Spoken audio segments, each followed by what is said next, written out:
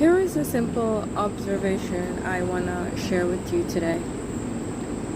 Everything that surrounds us, every creation, is teaching us something.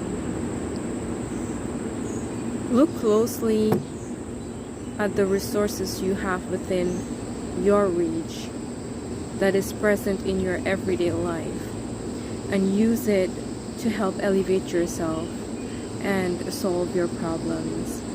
And I say this because as simple as the weather, every season is teaching us something. And when you find that things are not going right in your life, there's different season in your life. For example, there are bad days, there are good days, there are very, very happy days, and there are very, very sad days.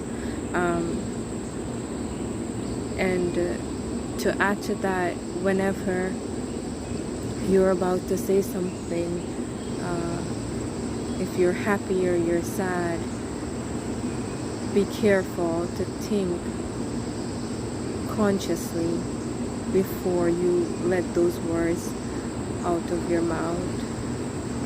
We say that action speaks louder, but words can be very piercing too.